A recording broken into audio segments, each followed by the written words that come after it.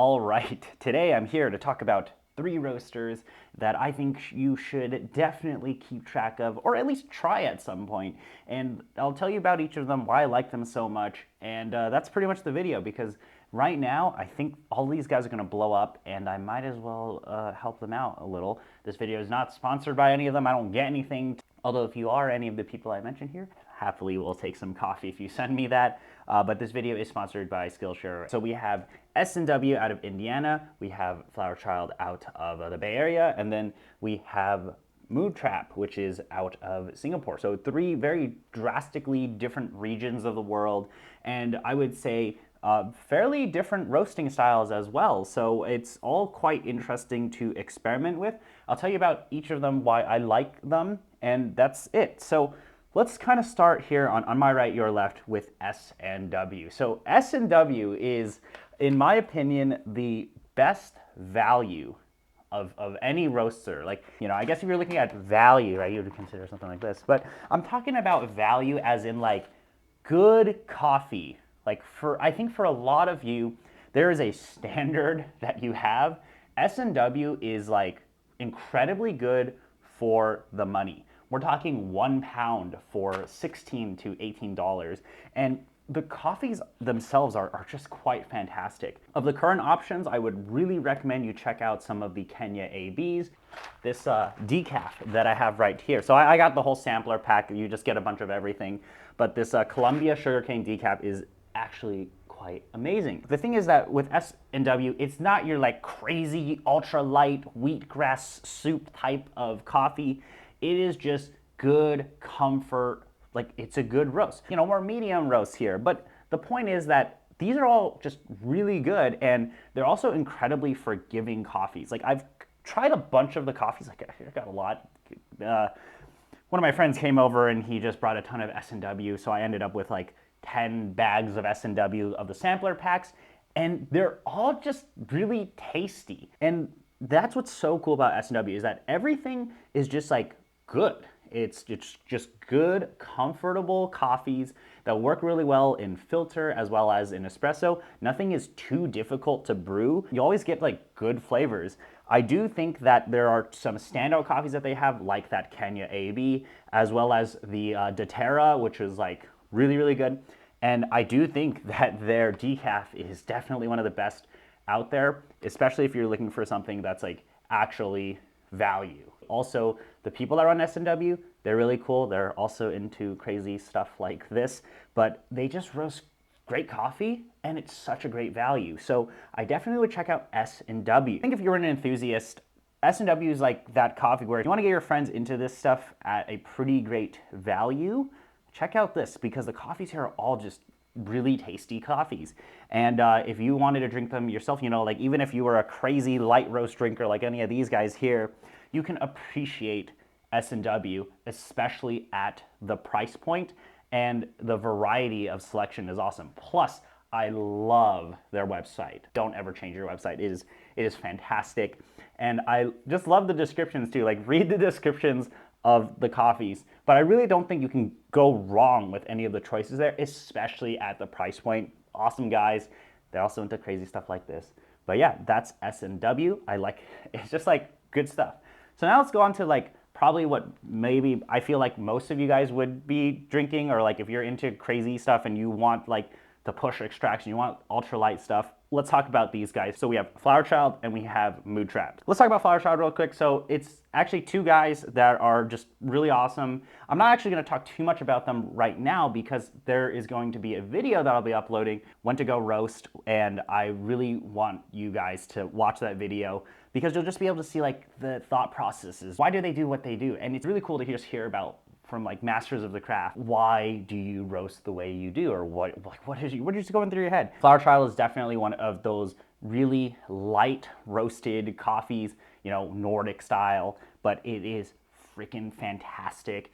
And I think for those of you who are looking for like very nice, complex, light roast coffees that just are absolutely amazing, check out Flower Child Coffee. Please stay tuned for that video where I go with them to actually show you the process, because I like that. I love being able to actually show off what people do. Just want to interrupt the video real quick by thanking today's video sponsor, Skillshare. Skillshare is an online learning community with thousands of online courses and members across 150 countries.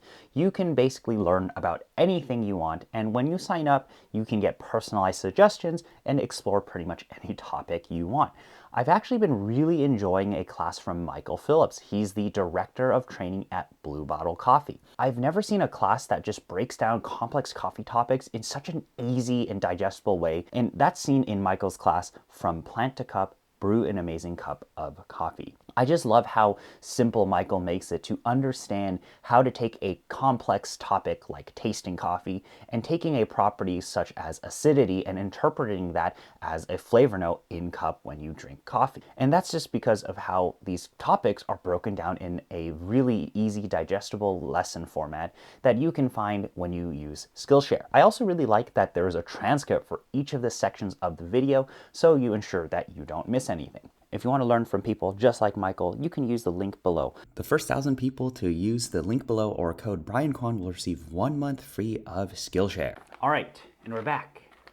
As you can see, there is the least amount of coffee in this bag. So this is a coffee from Moodtrap Coffee Roasters, which is out of Singapore. It's run by a single dude, Prady. I hope I'm pronouncing your name right because you are amazing. Let me tell you about why I like Moodtrap coffee. So first of all, it's the roasting style. It is incredibly light, even lighter than Say.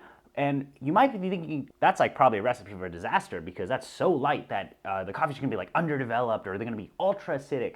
But you'll find out that once you get one of his roasts in, they're actually incredibly well developed. Very similar to something like Flower Child, where it's like they're roasting really light, they're bringing out all of that good stuff and showing you what the coffee is supposed to taste like. They're really basically allowing the coffees to express themselves. It's like not very acidic even though it is so light. I've definitely had some coffees from Say where I'm like, okay, yeah, that's like actually acidic, or like there is definitely some brightness and acidity that is in it. This was a mystery coffee that he roasted for the Espresso Club, which I need to make a video about. Sorry, Espresso Club members. But this was just insanely light. Like this is lighter than most of the Say that I've ever had. And I just like could not get this to taste acidic at all, but it was like nice and light and bright, but it just didn't have any of those properties that we may dislike in ultralights. Like there was no grassiness or wheatgrass or underdevelopment per se when you tasted the coffees. And that was just so amazing. Is like you were getting a lighter roasted coffee than what is like light for most people, but it just didn't have any of the properties that were like bad with lights. That's what's so interesting. Is like it's so light, but you don't get some of those like things that come with ultra light roasted coffees. And I know some of you enthusiasts right now are like commenting or you're messaging me. You're like, Brian, why are you talking about this guy?